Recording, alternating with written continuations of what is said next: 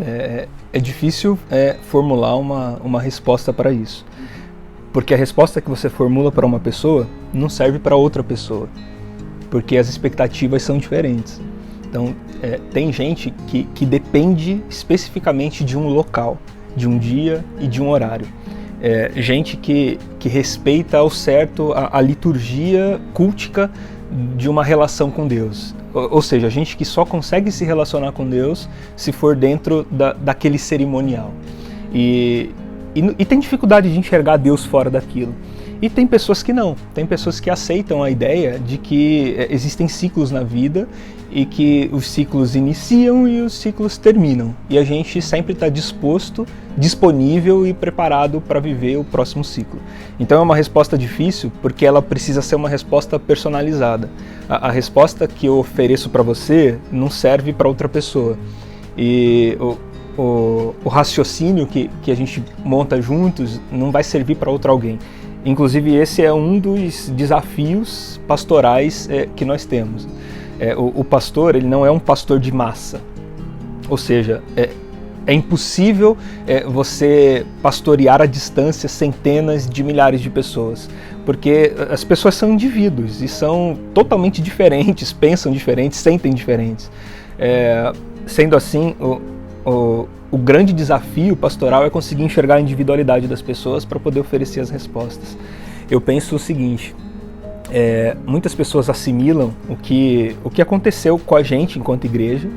Nós tivemos que, no nosso retorno pós-pandemia, nós ficamos 2 anos de portas fechadas, respeitando a saúde das pessoas e tudo que estava acontecendo no mundo, e quando nós retomamos as nossas atividades presenciais, nós não tivemos força para continuar. Muitas pessoas dispersaram, a igreja tem despesas e despesas altíssimas e nós não conseguimos manter, tivemos que fechar as portas momentaneamente. Muitas pessoas consideram isso como um fracasso absurdo, assim, e até assimilam a ideia se Jesus está ou não com a gente, fazendo parte desse negócio, se essa igreja realmente faz parte de um plano divino, porque como é que pode um plano divino dar errado? Muitas pessoas assimilam isso a um fracasso absoluto. Eu fico pensando às vezes como é que a gente faz a leitura da vida e do ministério de Jesus. Na cabeça de muitas pessoas, a vida e o ministério de Jesus também foi um fracasso absoluto. Porque imagina, Jesus ele vem e se autoproclama como Salvador, Filho de Deus. Ele diz para as pessoas, ele mesmo diz, antes do Abraão ser alguma coisa, eu sou. Ele se classifica como aquela pedra lançada não por mãos de homens, que atinge os pés da grande estátua da visão de Nabucodonosor e derruba todos os impérios e estabelece um reino que ia durar para sempre. Só que esse Jesus que veio dessa forma e que se apresentou dessa forma, ele foi capturado, ele foi humilhado publicamente, ele foi falsamente acusado, ele foi preso e ele foi morto. Para muita gente, o ministério de Jesus foi um grande fracasso. Durou só 3 anos, um pouco mais de 3 anos. Ele curou poucas pessoas. Jesus não escreveu um livro. Nós temos 4 evangelhos na Bíblia e os 4 evangelhos foram escritos por pessoas que caminharam com Jesus. Ele mesmo não produziu uma obra, não produziu um livro.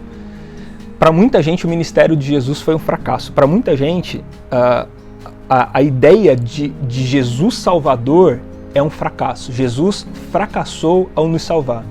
Porque a sua história não foi uma história de triunfo. Ele não venceu toda vez. Ele não venceu o Império Romano, que as pessoas tinham uma expectativa enorme de que ele venceria. Ele não sentou no trono do César, como as pessoas esperavam que ele se sentaria. Ele não destruiu o Herodes, o Pilatos. Ele não acabou com essas coisas. Ele não acabou com a opressão romana que Israel vivia sendo uma colônia. E ele veio salvar. E aí a pergunta é, ele veio salvar o quê? Ele veio com a proposta de salvar e ele foi morto. Ao invés de salvar, ele morreu. Então, para muita gente, Jesus foi um péssimo salvador. Olhando por essa perspectiva, e é até sensível e forte usar essa expressão, mas se você for olhar por essa perspectiva, para muita gente, Jesus foi um péssimo salvador. Porque qual é a conclusão da sua obra? Ele morreu. Todo poder me foi dado nos céus e na terra. E o que você fez com todo esse poder? Morri. Fui capturado, os meus inimigos triunfaram sobre mim. Os meus inimigos aparentemente me venceram. Porque a gente tem uma ideia de vitória, uma ideia de excelência, que é uma ideia limitada. E nós trouxemos essa expectativa toda também para a vida da igreja. Então o que é uma igreja que deu certo hoje? Você acha que uma igreja que fechou as portas porque não teve condições de arcar com as suas despesas é uma igreja triunfante? É uma igreja que venceu? Não é. A gente tem uma ideia de uma igreja que venceu, uma igreja que é próspera, uma igreja que alcança os seus objetivos, uma igreja que não paga aluguel, ela comprou o espaço onde ela está, ela tem dinheiro para organizar eventos, simpósios, congressos e etc. Ela tem toda a infraestrutura necessária para poder acolher as pessoas que vão vir. Isso pra gente é uma igreja que deu certo, é uma igreja triunfante. E isso não é o que aconteceu no ministério de Jesus. O ministério de Jesus não foi triunfante. E isso é o que acontece hoje com a maioria das igrejas que levam o evangelho a sério, que pregam o evangelho de maneira contundente, de maneira assertiva, seriamente falando. Porque o evangelho é um confronto, e o confronto gera conflito. E as pessoas não gostam de ser confrontadas e elas não gostam de viver em conflitos. As pessoas entram na igreja para procurar paz. Porque o mundo é tenebroso, é difícil, te passa a perna a todo momento, a gente está sempre perdendo. Então a gente tem a ideia de que nós vamos entrar na igreja para parar de perder. Nós vamos entrar na igreja para começar a ganhar. Eu vou entrar na igreja para eu parar de ser humilhado. Eu vou começar agora a ser exaltado. Eu vou entrar na igreja para parar de ser o último. Eu vou entrar na igreja agora para eu me tornar o primeiro. E aí você pega toda essa expectativa e olha para Jesus. Jesus em momento algum pretendeu ser o primeiro. Jesus em momento algum, mesmo sendo filho de Deus e tendo todo o poder nas suas mãos, ele não furou fila. Eu gosto muito da história do batismo de Jesus, que está nos evangelhos, porque para mim mostra a humildade com que ele veio estabelecer a sua obra, com que ele veio se revelar ao mundo. E é um detalhe que às vezes na correria da leitura a gente não percebe, mas a Bíblia vai dizer que havia uma grande fila e João Batista batizava todas as pessoas. Inclusive dá até detalhes da forma como ele se referia, chamando as pessoas de víboras, arrependam-se. E a Bíblia vai dizer que Jesus, sendo filho de Deus, ele respeita a fila. Ele entra na fila para batizar, até chegar o momento dele. Até chegar a hora dele. Ele podia chegar lá, tirar a carteira do bolso e falar, com licença, sou filho de Deus. Aliás, você não vai nem me batizar, João. Eu vou batizar você. Porque foi isso que o João Batista falou. Ele falou, não, eu preciso ser batizado por você. Eu não sou digno de desatar a sandália dos seus pés. Então, Jesus ele veio ser o último e não ser o primeiro. Ele veio ensinar a gente não a vencer. Jesus veio ensinar a gente a perder e continuar firme num propósito. Jesus não veio te ensinar a ser honrado. Jesus veio te ensinar a ser traído e continuar firme no seu propósito, ciente de que você está dentro de um plano eterno e infalível. Os discípulos de Jesus se dispersam depois da sua morte. Ele foi capturado porque um dos seus o entregou. Ele foi vendido, ele foi negociado. E quando Judas chega diante dele, lá no monte do Getsêmani, a resposta de Jesus para ele é amigo. Jesus não o chama de traidor, de mentiroso. Jesus o chama de amigo. Dá um beijo nele. Porque Jesus não veio te ensinar a ser honrado. Jesus veio te ensinar a ser traído e permanecer. Porque ser honrado é fácil, né? Você segue, afinal de contas as pessoas estão reconhecendo o seu trabalho, elas estão reconhecendo o que você faz e por que você faz. É muito comum continuar à medida em que você tem honrarias por onde passa.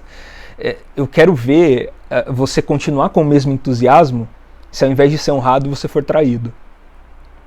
Eu quero ver você continuar com o mesmo entusiasmo se ao invés de dar certo tudo que você pretende, tudo começar a dar errado. Eu quero ver você continuar com o mesmo entusiasmo se a igreja, ao invés de permanecer de portas abertas, tiver que fechar suas portas. Que foi o que aconteceu com a gente. Então a minha oração é que Deus coloque no nosso coração o mesmo entusiasmo que nós tínhamos quando tudo estava dando certo. Porque foi isso que ele veio ensinar a gente. E Jesus não veio te ensinar a triunfar. Essa história de que o Filho de Deus é cabeça, não é cauda. Quem é Filho de Deus vence sempre e não perde nunca. Quem é Filho de Deus... Porque se você for levar isso realmente dessa forma, e você for ler a Bíblia, você vai falar, puxa, o Pedro não era filho de Deus. O Paulo não era filho de Deus. Nenhum dos discípulos, dos apóstolos eram filhos de Deus. Nenhum dos grandes mártires da igreja eram filhos de Deus. Jesus não era filho de Deus. Porque se para o Filho de Deus tudo sempre dá certo, então, meu Deus, Jesus não era filho de Deus. O Filho de Deus não significa que vai dar tudo certo. O que identifica um Filho de Deus é que ele vai permanecer com o mesmo entusiasmo, ainda que tudo dê errado. Isso é o que identifica um Filho de Deus. Então, o meu desejo é que a gente permaneça com o mesmo entusiasmo. Nós passamos, e estamos passando ainda por um ciclo muito tenebroso, muito difícil, um momento bem complexo, mas são ciclos, e ciclos vêm e vão, eles começam e terminam. Nós já tivemos momentos na igreja bem difíceis, na história da igreja, de perseguição, de morte. Em muitos lugares do mundo, se confessar cristão ainda é um crime gravíssimo, com penas de morte, inclusive.